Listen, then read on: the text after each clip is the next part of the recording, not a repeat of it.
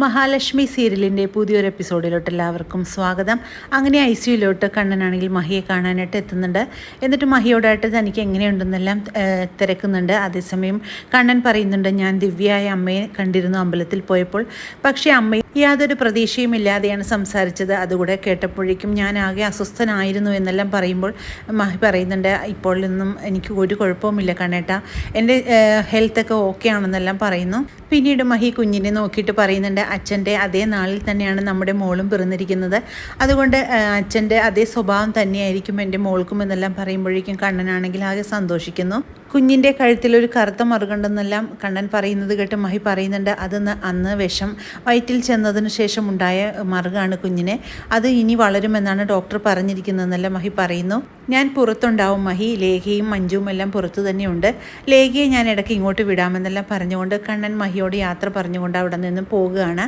പിന്നീട് പോലീസ് സ്റ്റേഷനിൽ പോയിട്ട് വരുന്ന മുത്തശ്ശിയോടായിട്ട് കരുണ ചോദിക്കുന്നുണ്ട്, വക്കീലിനെ കണ്ടോ മുത്തശ്ശി എന്നെല്ലാം ചോദിക്കുമ്പോൾ വക്കീലിനെ എല്ലാം കണ്ടു, പ്രതാപം പറഞ്ഞ വക്കീലിനെ തന്നെയാണ് ഞാൻ കണ്ടത്.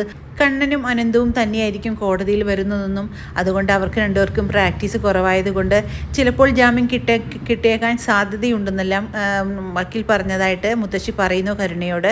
പക്ഷേ ഇപ്പോൾ എനിക്ക് തോന്നുന്നു അവർക്ക് ജാമ്യം കിട്ടിയില്ലെങ്കിലും കുഴപ്പമില്ല എന്ന്. അതെന്തുകൊണ്ടാണ് മുത്തശ്ശി അങ്ങനെ പറഞ്ഞതെന്ന് കരുണ ചോദിക്കുമ്പോൾ, അത് ജാമ്യം കിട്ടി പുറത്ത് വരുമ്പോഴേക്കും അവരുടെ വിധി എഴുതാനായിട്ട് പുറത്ത് വേറെ ആളുകളുണ്ടല്ലോ, ആ മാർക്കോയും ലോപ്പസും, അതുകൊണ്ട് അതിലും ഭേദം അവർക്ക് ജയിലിൽ തന്നെ കിടക്കുന്നതാണെന്നെല്ലാം മുത്തശ്ശി പറയുന്നത് കേട്ട് കരുണയാണെങ്കിൽ ആകെ പേടിക്കുന്നു. ഇനി എപ്പോഴാണോ ഇങ്ങോട്ട് മാർക്കോ വരുന്നതെന്നെല്ലാം പറയുമ്പോൾ കരുണയ്ക്കാണെങ്കിൽ ആകെ ഭയമാകുന്നുണ്ട്. പിന്നീട് ദുർഗയാണെങ്കിൽ ഉണ്ണിയോടായിട്ട് പറയുന്നുണ്ട്, നാളെ കോടതിയിൽ ചെന്ന് കഴിഞ്ഞാൽ കാര്യം എന്താണെന്ന് അറിയാമെന്ന് കണ്ണൻ പറഞ്ഞെങ്കിലും എനിക്കൊരാകാംക്ഷയാണ് ഉണ്ണി, അതുകൊണ്ട് നീ ഒന്ന് പോയി പോലീസ് സ്റ്റേഷനിൽ പോയി കാര്യവിവരങ്ങളെല്ലാം തന്നെ അറിഞ്ഞു വരാനായിട്ട് ദുർഗ പറയുമ്പോഴേക്കും പോലീസ് സ്റ്റേഷനിൽ പോകാൻ തന്നെ ഉണ്ണി തീരുമാനിക്കുന്നു. അങ്ങനെ പോലീസ് സ്റ്റേഷനിൽ എത്തുന്ന ഉണ്ണിയാണെങ്കിൽ വളരെ മടിച്ച് തന്നെ സ്റ്റേഷനകത്തോട്ട് ചെല്ലുകയാണ്. കാരണം അവരുടെ മുന്നിലൊന്നും പോകാനായിട്ട് ഉണ്ണിക്ക് യാതൊരുവിധ താല്പര്യവുമില്ല. അതേസമയം SI കണ്ട് കാര്യങ്ങളെല്ലാം തിരക്കുന്ന ഉണ്ണിയാണെങ്കിൽ ഈ സത്യങ്ങളെല്ലാം തന്നെ അറിയുകയാണ്. തൻ്റെ അച്ഛനെ കൊന്ന കേസിനാണ് പ്രതാപനെയും വാമനെയും പോലീസ് അറസ്റ്റ് ചെയ്തിരിക്കുന്നതെന്നുള്ള സത്യം ഉണ്ണി അവിടെ വെച്ച് തന്നെ മനസ്സിലാക്കുന്നു. അങ്ങനെ പ്രതാപനെയും വാമദേവനെയും കാണാനായിട്ട് ഉണ്ണിയാണെങ്കിൽ ലോക്കപ്പിൻ്റെ അരികിലോട്ട് ചെല്ലുന്നുണ്ട്. ഉണ്ണിയെ കാണുന്നതും പ്രതാപനാണെങ്കിൽ ആകെ ഞെട്ടി വിറയ്ക്കുന്നു. കാരണം എല്ലാം അറിഞ്ഞുകൊണ്ട് തന്നെയായിരിക്കും ഉണ്ണിമോൻ നമ്മളെ കാണാൻ വന്നിരിക്കുന്നതെന്ന് വിചാരിച്ച് പ്രതാപനും വാമദേവനും ആകെ ഭയപ്പെട്ടുകൊണ്ട് നിൽക്കുന്നു.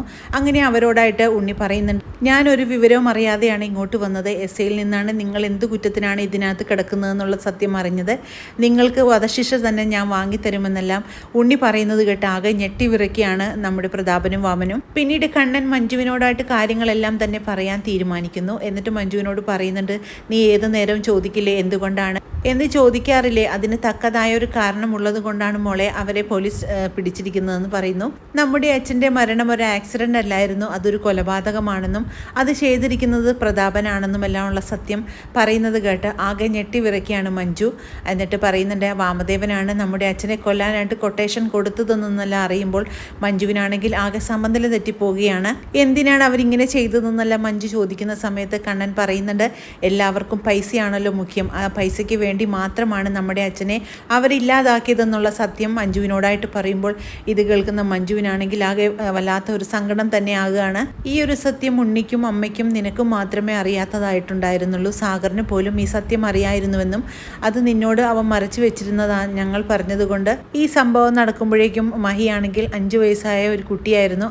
മഹി ഇതിന് ദൃക്സാക്ഷി ആയതുകൊണ്ടാണ് ഇത് കൊലപാതകമാണെന്നുള്ള സത്യം നമ്മളെല്ലാവരും മനസ്സിലാക്കിയതെന്നെല്ലാം കണ്ണൻ പറയുന്നത് കേട്ട് ആകെ ഞെട്ടി വിറച്ച് നിൽക്കുകയാണ് മഞ്ജു. നമ്മുടെ അച്ഛൻ തന്നെയാണ് ഈ കൊലപാതകങ്ങളെല്ലാം തന്നെ തെളിയിച്ചത്. അച്ഛൻ്റെ ആത്മാവാണ് നമ്മുടെ പ്രതാപൻ്റെ ശരീരത്തിൽ കയറിയത്. ആ സമയത്താണ് അയാൾ ഇതെല്ലാം വിളിച്ചു പറഞ്ഞതും യാദൃച്ഛികമായിട്ട് ഞാൻ പ്രതാപനിൽ നിന്നും ഈ വിവരങ്ങൾ അറിയാൻ ഇടയായതെന്നെല്ലാം കണ്ണൻ എല്ലാ കാര്യങ്ങളും തന്നെ മഞ്ജുവിനോടായിട്ട് പറയുന്നുണ്ട്.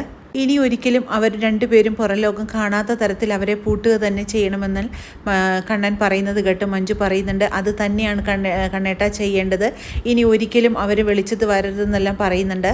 പോലീസ് സ്റ്റേഷനിൽ പോയ ഉണ്ണിയെ കാത്തു നിൽക്കുകയാണ് ദുർഗ. അങ്ങനെ ദുർഗയാണെങ്കിൽ എന്താണ് വിവരമെന്ന് അറിയാനുള്ള ആകാംക്ഷയിൽ ഉണ്ണിയുടെ വരവിനായിട്ട് തന്നെ കാത്തു നിൽക്കുന്നു.